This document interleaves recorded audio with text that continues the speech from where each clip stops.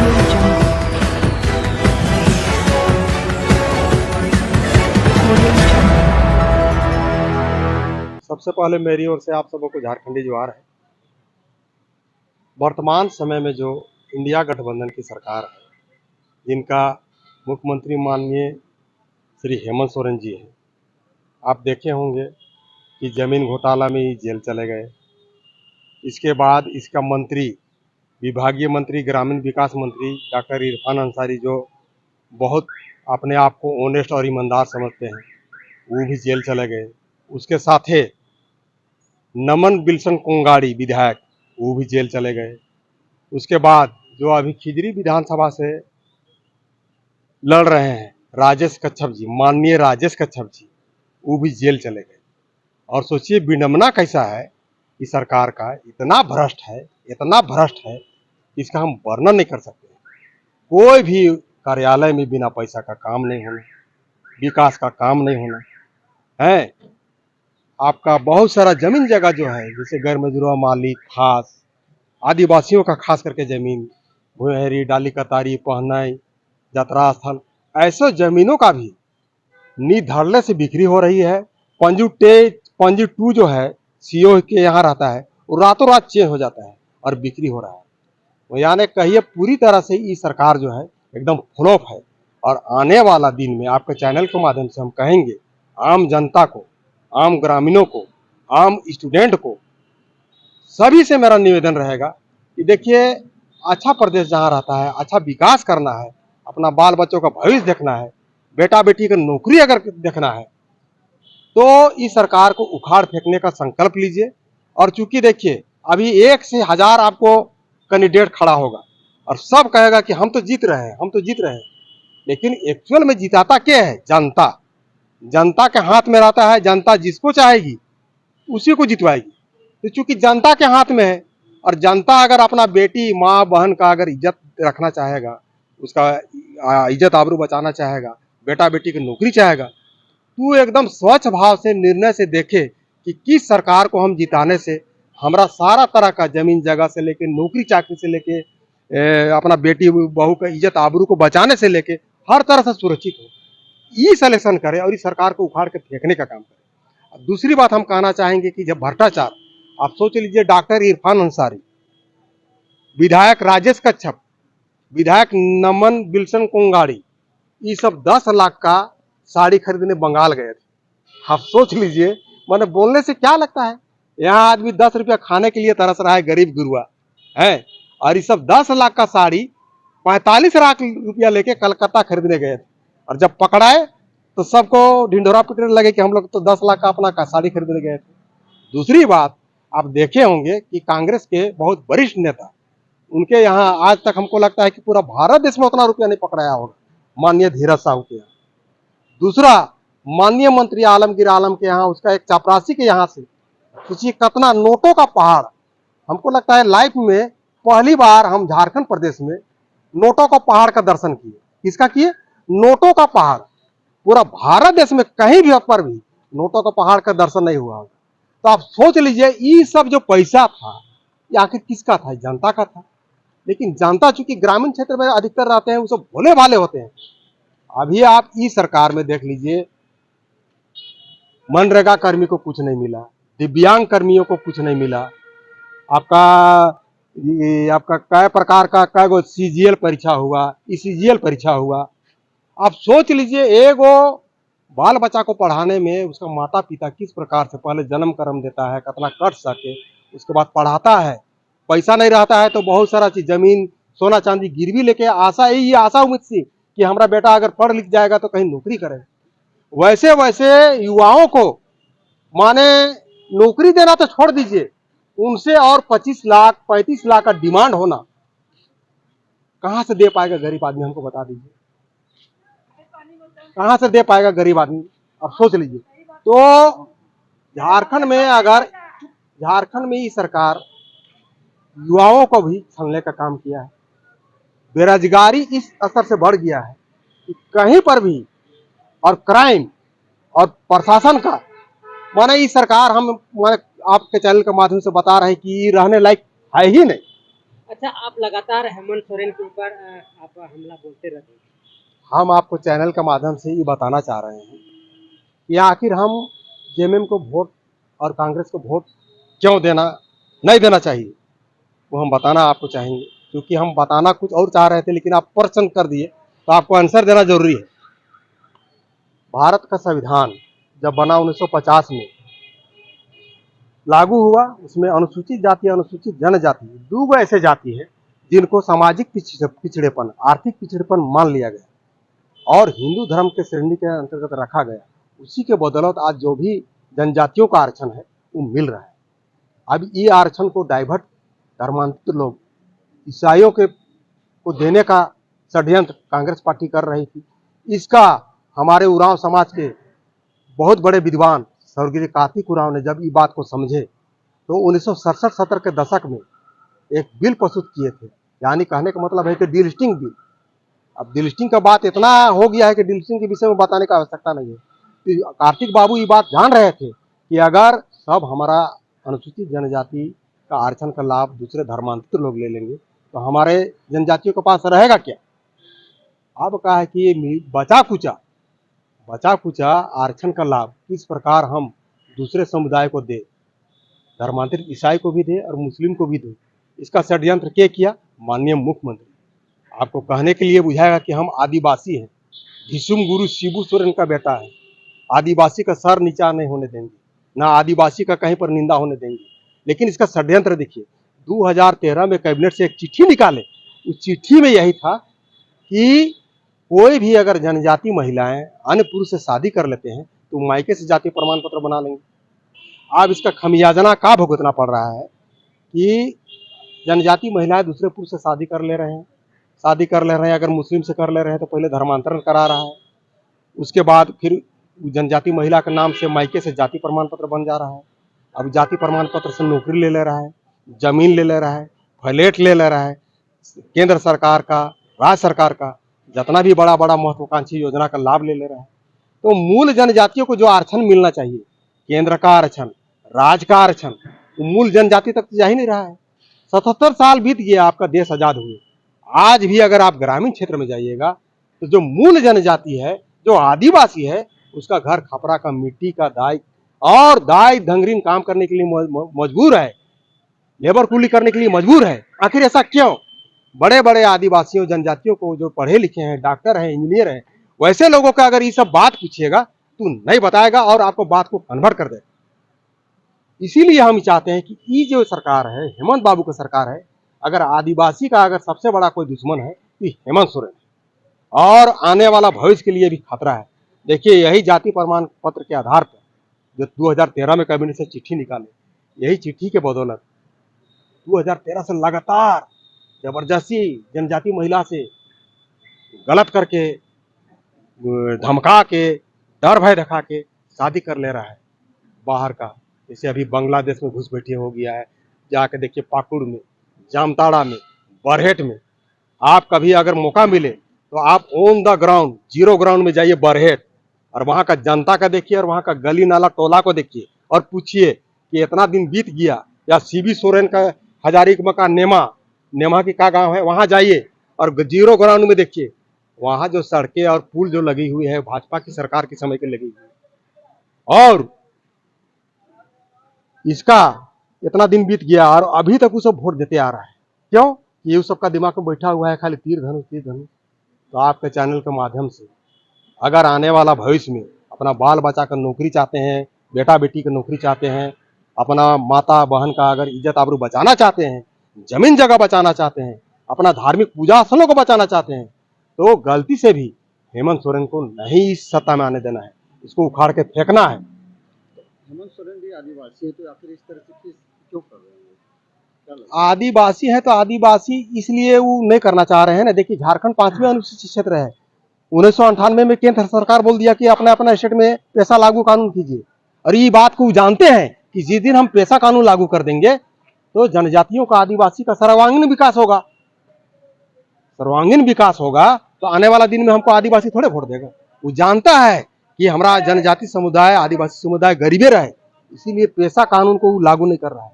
और आपके चैनल के माध्यम से हम आपको बताना चाह रहे हैं कि जब तक हेमंत सोरेन रहेगा किसी कीमत में ऐसा कानून लागू नहीं करेंगे। आप लोग झारखंड प्रदेश मुखिया से लगातार 11 दिनों तक धरना दिए थे अपने पास। देखिए, हम लोग बोलते हैं ना कि गांव का सरकार, एक्चुअल में गांव का सरकार से ही आपका राज का सरकार चलती है, लेकिन ई सरकार का है ना, गांव का सरकार को एकदम पंगु बना दिया है, माने एकदम बंधक जैसा। जैसे पहले कैसे डीसी यहाँ फंड आता था और उसी के माध्यम से काम होता था, सेम वही चीज कर दिया है। मुखिया का, वार्ड सदस्य का, पंचायत समिति का, प्रमुख का कोई अस्तित्व या वैल्यू नहीं है। हम लोग देखिए राजभवन के पास अनिश्चितकालीन धरना 11 दिन तक बैठे, उस पर कई गो सामाजिक संगठन के अगुवागण आए, पक्ष विपक्ष के नेतागण आए, स्वयं विभागीय मंत्री डॉक्टर इरफान अंसारी भी हम लोग यहाँ आए और हम लोग का सभी मांगों को माने। इतना ही नहीं, उन्होंने प्रोजेक्ट बिल्डिंग में 2 से 2.5 घंटा शांतिपूर्ण वातावरण में बैठक करने के बाद लिखित आश्वासन भी दिए। हम लोग को से वो माला भी पहने, बुके भी लिए, मिठाई भी खाए, जिंदाबाद भी करवाए, नाच गान भी करवाए। उसके बाद भी हम लोग को मांग पत्र को पूरा नहीं किए, माने धोखा दिए। वो जानते हैं कि अगर हम गांव का सरकार को मजबूत बनाएंगे तो हमको नहीं चलने देगा, क्योंकि इसको धोखा देना था। उस षड्यंत्र के तहत आए थे इरफान अंसारी मंत्री जी। अब उस बैठक में हम आपको बताना चाहेंगे, अभी उस बैठक में जो समझौता कराए थे, उस बैठक में गिरिडीह से जो लड़ रहे हैं सुदीप सोनू जी, और खिजरी विधानसभा से लड़ रहे हैं राजेश कच्छप जी, ये दोनों विधायक अभी लड़ रहे हैं। हम आपके चैनल के माध्यम से ही हम कहना चाह रहे हैं कि जैसे खिजरी विधानसभा से राजेश कच्छप जी अभी इलेक्शन लड़ रहे हैं, तो वहां के माननीय विधायक लड़ रहे हैं, और जब अभी वोट मांगने जाएंगे तो वहां के माननीय मुखियागण, वार्ड सदस्य, पंचायत समिति प्रमुख, उनसे ये बात पूछे कि 5 सूत्री मांगों को जो आप समझौता कराए थे, बुके माला पींदे थे, जयकार भी कराए थे, और उस सबको मांग नहीं दिए और नचवाए भी थे, तो अभी आप किस मुंह से आप वोट मांगने आ रहे हैं? क्या आपको शर्म नहीं लग रही है? आपको चुल्लू भर पानी में डूब के मर जाना चाहिए। ये बात वहां का मुखिया, वार्ड सदस्य, पंचायत समिति प्रमुख, जिला परिषद ये बात पूछे, और यह बात पूछे, हम लोग को तो मांग आप नहीं दिए, हम लोग को तो पांगू बना दिए आप। और आप कलकत्ता में 10 लाख का साड़ी खरीदने के लिए पैसा कहां से लाए? वो बताइए। वो पैसा आप 10 लाख का जो साड़ी खरीदने गए थे, आप थे, बिल्सन कोंगाड़ी थे, डॉक्टर इरफान अंसारी थे, तो पैसा कहां से लाए थे? ये हम लोग को बताइए पहले आप, और नहीं तो यहां से गेट आउट। उसी प्रकार गिरिडीह से अभी सुदीप सोनू जी लड़ रहे हैं। बड़ा अपने आप को सोचते हैं कि हमारा जैसा विद्वान और हमारा जैसे जानकारी कोई नहीं है। वहां का मुखियागण उसको पूछे नहीं, क्या आप माननीय मुखियागणों का जो समझौता कराए हैं, समझौता करा के 5 सूत्री मांगों का जो लिखित आश्वासन आप सचिव से दिलवाए, मुखिया सबको आप नचवाए भी, मुख्यमंत्री का जिंदाबाद करवाए, विभागीय मंत्री डॉक्टर इरफान अंसारी की जिंदाबाद करवाए, उसके बाद आप मांग पत्र नहीं दिए, तो आप किस मुंह से वोट मांगने आए हैं? क्या आपको शर्म नहीं लग रही है? चुल्लू भर पानी में डूब मरिए जाइए। तो पूछना एक अलग बात है, वोटवा किसको देगा? के अगर भविष्य में गांव की सरकार आप चाहते हैं, युवाओं को रोजगार देना चाहते हैं, माताओं बहनों का इज्जत आबरू बचाना चाहते हैं, और प्रशासन को दुरुस्त करना चाहते हैं, तो आप किसी भी कीमत में एनडीए गठबंधन की सरकार को वोट मत दीजिए। भले एक टाइम खाना मत खाइए, 2 टाइम खाना मत खाइए, उपासे रह जाइए, पानी पीकर रह जाइए, लेकिन अपना बाल बच्चा का नौकरी चाकरी, बेटा बहन का इज्जत आबरू वगैरह सारा चीज को देखते हुए आप उसको किसी कीमत में वोट मत दीजिए। देखिए, आपका चैनल के माध्यम से हम बताना चाह रहे हैं, मैं बहुत बड़ा सोमा उरांव कांग्रेस का हितैषी था, एक तरह से कहिए परिवार थे, और जेएमएम का भी। हम बता रहे थोड़ा सा उदाहरण, हमसे बड़ा जो भी अभी इसको वोट देगा वो हमसे बड़ा नहीं रहा होगा। बता रहे, जब इंदिरा गांधी का मृत्यु हो गया उस समय मेरा घर में 7 दिन भोजन नहीं बना था, और 7 दिन हम लोग उपास रहे थे, और 3 दिन तक हम खाली रोए थे। सोच लीजिए, इतना बड़का हम कांग्रेस भक्त थे। लेकिन जैसे जैसे हम षड्यंत्र जान रहे हैं, खाली नाम सुनने से हमको घिरना होता है, थू करने का मन करता है। दूसरी बात, जेएमएम अरे गुरु जी के बगल में आवास है, गुरु जी के साथ कंधा से कंधा मिला के पूरा बगान का काम हम संभालते थे, और उस समय दुर्गा भैया थे, हमको छोटा भाई जैसा मानते थे। बहुत सारा सामान, जाओ सामान ये ले आओ, वो ले आओ, ये करो वो करो। लेकिन एक दिन क्या हुआ, गुरु जी का हमारा नौकरी के लिए एक लेटर पैड लिखे थे, उसको वहीं का एगो स्टाफ विवेक राउत चिट्ठी फाड़ दिए। उसी दिन से हम गाली गलौज करने के बाद आज तक करीब करीब 20 साल हो गया, वो दरवाजा हम खूंदे नहीं है और आगे भी नहीं खूंदेंगे जब तक जिंदा रहे। इसीलिए आम जनता आपका चैनल के माध्यम से हम निवेदन कर रहे हैं, गोड़ लग रहे हैं। मेरा बात में थोड़ा सा तकलीफ होगा, गुस्सा भी होगा कि क्या बोल रहे हैं, लेकिन मैं एक मुखिया होने के नाते, मैं कांके प्रखंड बोड़िया पंचायत का मुखिया हूँ, साथ ही साथ रांची जिला मुखिया संघ का अध्यक्ष भी हूँ। इतना ही नहीं, जनजाति सुरक्षा मंच झारखंड प्रदेश का मीडिया प्रभारी हूँ, इकोनॉमिक ओनर्स हूँ, और सारा स्थिति को अवलोकन करते हुए ये बात कह रहा हूँ कि आप जेएमएम सरकार को, इंडिया गठबंधन की सरकार को किसी कीमत में मत आने दीजिए, और नहीं तो बहुत पछताइएगा। और विशेष करके जो जनजाति की युवा है, जो युवती हैं, उनसे तो मेरा विनम्र आखिरी निवेदन रहेगा कि आप जितना दिन दिए सो दिए, आप देना बंद कर दीजिए। अच्छा, तो बीजेपी को क्यों देना? बीजेपी को आपको हम क्यों देना चाहिए? 2-4 को पॉइंट गिना देते हैं। आपका देखिए झारखंड जो अलग हुआ, अटल बिहारी वाजपेयी के समय हुआ पहला। इससे पहले झारखंड का लड़ाई चल रही थी, आंदोलन के बेचने का काम किया गया। अटल बिहारी की जब सरकार आई, झारखंड आपको दे दिया। दूसरा, पंचायत इलेक्शन भाजपा के समय में हुआ, पंचायत में महिलाओं की भागीदारी 50% भाजपा के समय में हुआ। केंद्र में 33% आरक्षण का प्रावधान महिलाओं को देने का काम किया कोई, तो भाजपा। दूसरी बात, पंडित जवाहरलाल नेहरू जब प्रधानमंत्री थे, पूरा भारत देश के राज्यों के मुख्यमंत्री को बुला के किस प्रकार से एससी एसटी ओबीसी का आरक्षण को समाप्त करे का की योजना बना रहे थे, इसका जब पर्दाफाश किए, अभी कुछ दिन पहले माननीय प्रधानमंत्री नरेंद्र मोदी जी यही बात को बता रहे थे, तो उसका भी गलत नैरेटिव चलाया। लेकिन कई जगह धरना में आके, सम्मेलन में आके उन्होंने गरज दिया कि जब तक मोदी जिंदा रहेगा, भारत देश में एससी एसटी ओबीसी का आरक्षण को कोई छीन नहीं सकता है, कोई ले नहीं सकता है। तो और हम बता रहे हैं, इतना ही नहीं, अभी देश आजाद करने में आपका आदिवासी समुदाय से, जनजाति समुदाय से कितना शहीद हुए, इस सबको याद करने का काम क्या किया? भाजपा किया।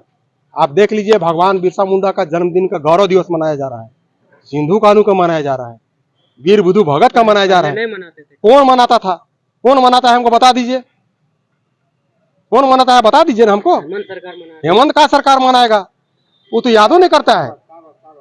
अगर वो उतना हितैषी रहते, संथाल से आते हैं, तो सिंधु कानू का वंशज को किसी को टिकट दे देते, क्यों नहीं देते हैं?